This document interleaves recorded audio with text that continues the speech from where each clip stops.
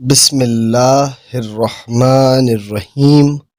شروع اللہ کے نام سے جو بڑا مہربان اور نہایت رحم کرنے والا ہے۔ السلام علیکم ورحمۃ اللہ وبرکاتہ۔